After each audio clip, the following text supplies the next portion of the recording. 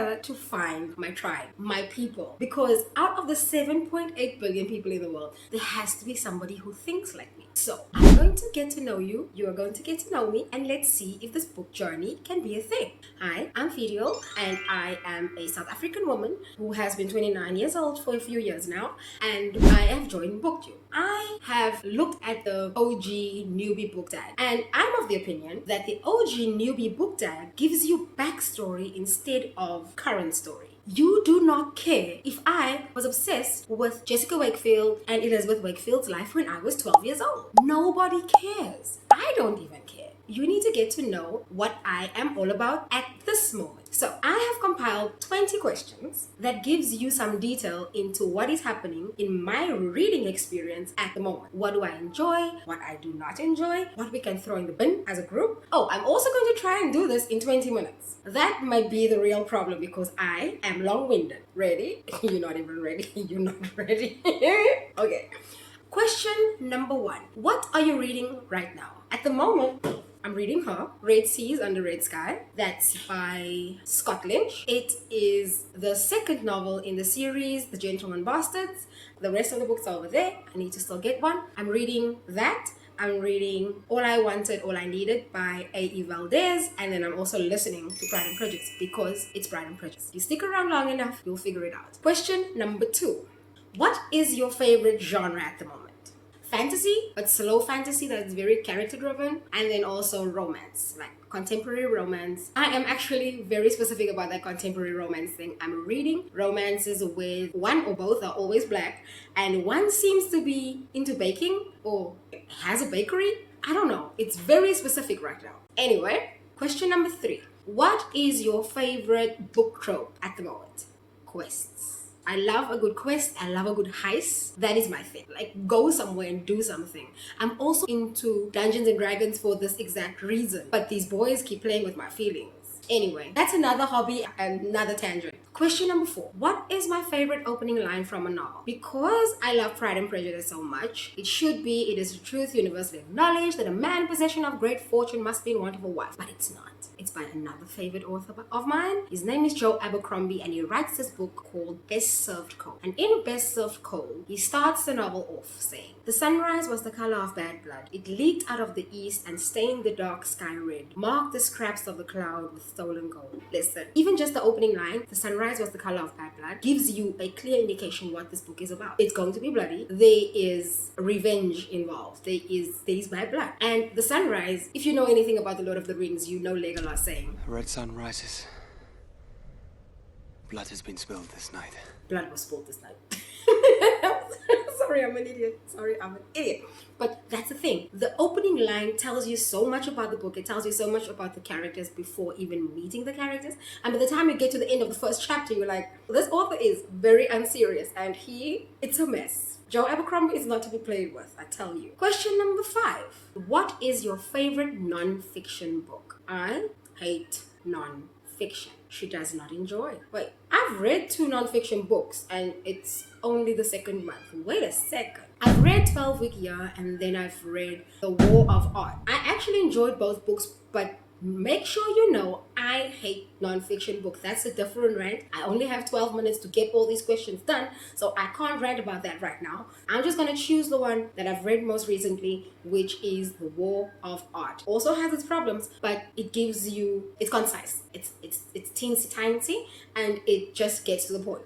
That's the one I'm sticking. No, wait. 12-Week Year. I'm choosing 12-Week Year. Change my mind. Next question. Question number 6. Do you night read or day read? I am a night reader. I come alive in the nighttime.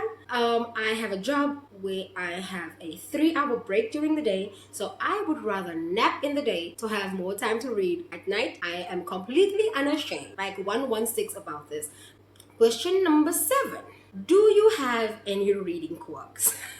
Do I ever? This is my reading quirk. If I see a facial expression described on paper or on a Kindle or in an audiobook form, I will try to replicate that facial expression. Also, oh my god, this is even worse. I talk to my books as memes. So I would be reading a book and then all of a sudden I would go, well, wait a minute. If you know, you know. Or halt. No. I'm so stupid, but it's so much fun.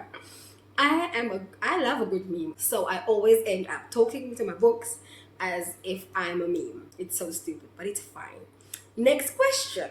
Do you prefer physical ebooks or audiobooks? I am an ebooks girly. I do have some audiobooks and I do have some physical books around my house, but I've been a minimalist for quite a while now, and having a space that is filled with things makes me feel anxious. So I don't keep a lot of books around me at any given time. I do enjoy a good book exchange, so I would do book exchanges. Also, it's actually difficult to find new releases in the country that I'm living in right now, so that's also a thing. If I had a library where all my books were in one place, I would acquire more books, but I would want to read a book before I actually buy the book. So I would start collecting only the books that I've definitely enjoyed. I don't do the whole book haul and then unhaul. No, that's not gonna, if you are expecting that from this channel, that's not gonna be a thing.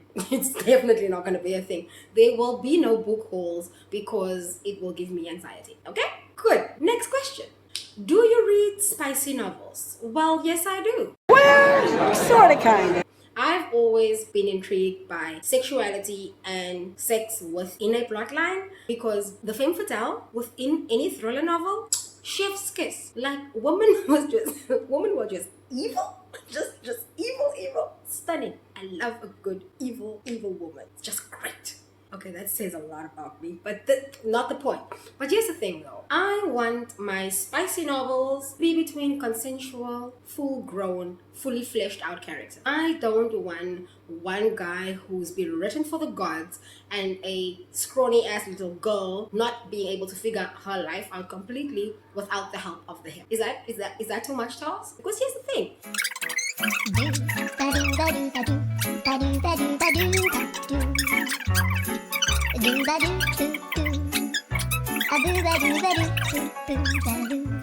I do read spicy novels. Short answer. You will see as we go. Okay? I do.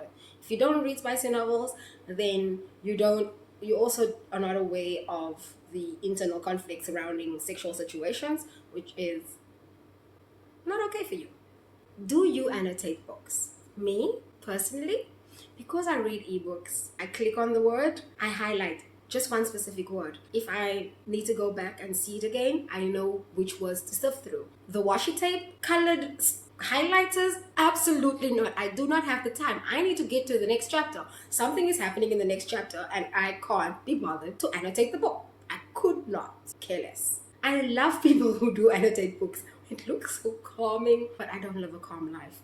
I need to get through this because I need to find out what happens to the person that I care about. That's a simple answer. That's just in a nutshell. Okay? Question number 11. Which book made you question your own character? Okay, here's the thing. I read a lot of books that make me question things about myself. Have I agreed with things that Cersei Lannister has said? Yes, I have. I'm not proud, but yes, I have. It happens quite often. You read villainous characters and you do agree with certain things that they say. Do you agree with them? No. But one day I was reading a book called Before They Are Hanged. And in this book, there is a inquisitor. By inquisitor, I mean torturer. The man is a mess. But he was inquisiting this woman. I can't say her name because it might be a spoiler for somebody. So he was like interrogating her, and during the interrogation, his conscience got to him. And throughout this passage, I kept on saying, this cripple is an idiot. He's also crippled, I'm sorry. And I actually said it. This cripple is an idiot. Dude, kill her. Kill her and kill her quick. It's going to come back and bite you in the ass. Kill her. And I got very upset with this man for not killing this woman. To a point where I was like, this is not okay. Like, what are you doing with your life? I even quoted another character within the book, which you shouldn't be looking to as a moral character. And I said, it's better to do it than to live with the fear of it. So I was like all in for this woman to be killed. And I had to question, like, what, Fereal, what are you doing with your life? What is this? What is this? Anyway, next question. Which book cover made you read a book and liked it? I once came across a book and I saw the cover and I said, who is that? Because these arms. Have you seen these arms? The book was called The Unbroken by C.L. Clarke. And it's this woman, she's just holding up these two pillars and she looks strong and she's like, oh, why did I just show you my arms? But yeah, she looks so strong and she looks like, okay, this book is going to book. This is going to be a book. And I enjoyed the book. I do still despise one of the main characters, but I enjoyed the book. And I actually need to read the next book in the series. That is going to have to be up on my TBR. So yeah, this that. I like that book because it also dealt with topics that I enjoy reading about. So yes, and it had a fantastical element. So there's that. I liked it. Next question. Which book did you read because of the cover and then you hated the book? The book is called Worse Than Enemies. The cover, let me explain. Oh, no, wait, it's too much. Let me sum it up. I read the book because the cover gave fantasy. It actually gave YA fantasy. And I could see it being either like YA fantasy or inheritance games like. And I was like, I'm cool with either. Didn't read the blurb. That was my first mistake. Didn't read the blurb. It turned out to be a romance. And not just a romance, it turned out to be a bullying romance in which the main character...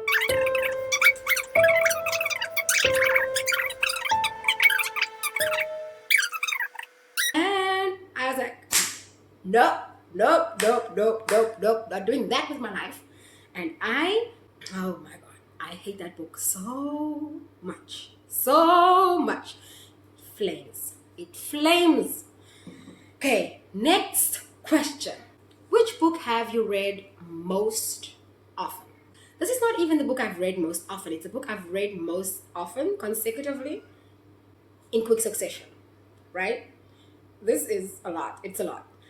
It's a book called The Six of Crows. Don't roll your eyes at me. Don't even roll your eyes at me. Let me bring it back.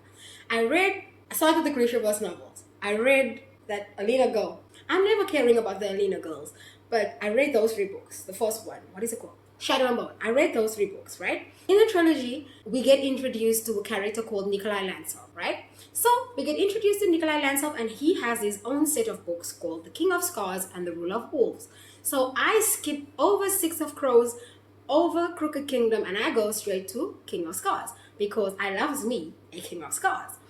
And I had no issue with doing that. So I read Nikolai's first book. The second book had not come out yet. So then I've still not been satisfied. So I go back to Six of Crows to see if Nikolai's face appears in those books. Because according to the timeline, those books were set before. So I go onto the internet. Okay, I first read the books, cry at the books, blah, it happened. Then I go onto the internet, the series comes out, I go onto YouTube, I watch a bunch of reactions, and while watching a bunch of reactions, I come across the audiobook for Six of Crows.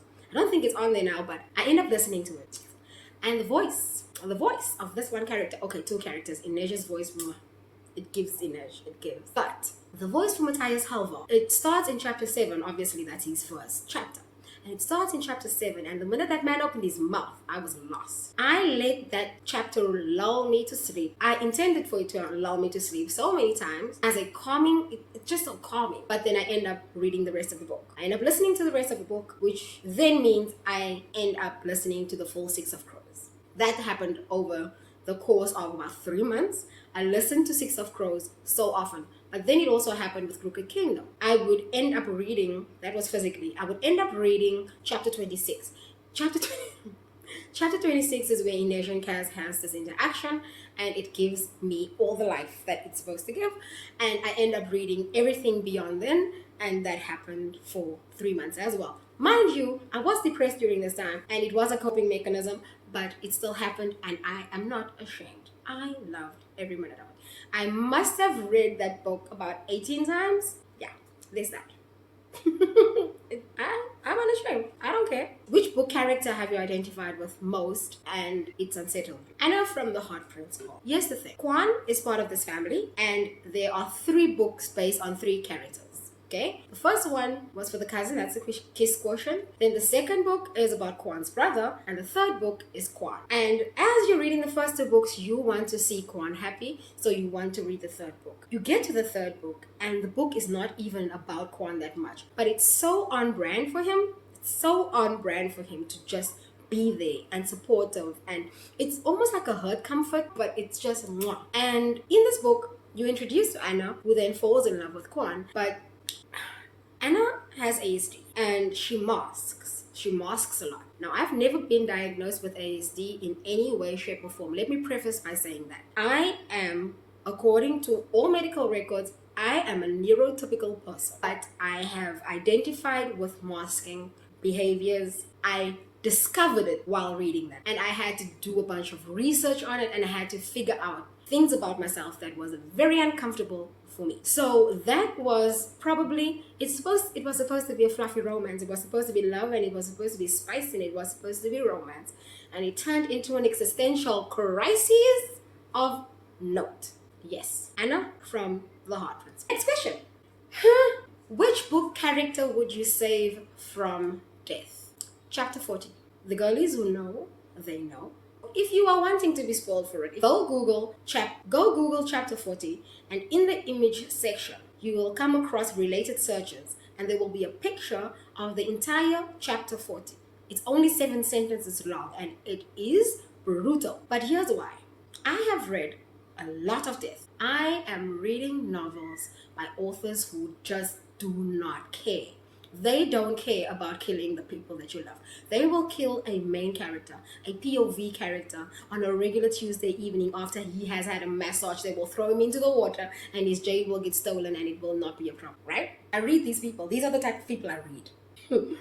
But chapter 40, you don't kill a character in the denouement of a book after everything has already taken place, because there's not many chapters after chapter 40, but you kill him off in such a nonchalant way, and to have a character learn so much, have this entire arc, and he has an arc, I tell you. He has this arc, and at the end of it, you don't let him get his happily ever after, even for a few chapters. He was raised with so much hatred, and yet so much love for the people who taught him all these hateful things, and then to be killed by a young boy who is literally a version of himself that he grew from. It's poetic and all of that, and it brings a story full circle, but I hated every second of it, and this is why I have beef with this author, because then she goes and does it again with a character who deserves it even less. But yeah, let me answer the next question. Let me just move on from here. Oh, ek raak van ooraf kwaad dat ek can. Oh, okay. Next question. Which book made you question your book choices? Listen. I woke up on a Sunday morning and chose absolute demonic behavior. I woke up one Sunday morning and chose to read The Exorcist. And while this little girl was mid-flail, mid-curse at this pastor priest, what do they call them again? Priests, right? I realized that this movie does not begin to describe, and I've watched The Exorcist as a child, right? It was a hot mess. But the book describes it in so much detail. Like, books are always so much more detailed. And in The Exorcist, I was thinking to myself, Fereal, wat maak jy op so 'n oggend? Wat dink jy? Wat so 'n goddelikheid is die? That was my, I really wondered. Because the thing is, I chose that book. I woke up that morning and I chose that book. I could have read anything else. Truly not of God. Anyway, next. Which book or author should you have read by now, but you have not? An Unremarkable Thing by Hank Green. I've been a nerd fighter for half my life at this point. 2000 and single digits. I think it was 2000 and single digits. I've always supported everything the Green brothers have done. I read all of John Green's novels, even the ones that I didn't particularly enjoy. Wait, which ones didn't I particularly enjoy? Wait, there's never been one of those. If you know who the F Hank is, like... If you know the statement, who the F is Hank, then you know. Because I put pressure on myself to actually love the book, because I love the Hank. Sorry, Catherine, I love the Hank. So there's that. So now I have just never read it, and I think I should actually. So now I need to read The Faithless, and I need to read the Hank's books, because why wouldn't I? I don't think Hank would write trash. So there's that. Next question. Which book are you reading next? I just told you. An Unremarkable Thing and The Faithless. That's what I'm reading next. And the very last question is, Confession. Wait a minute. Oh, have you ever skipped school or work as a result of a book? Well, yes.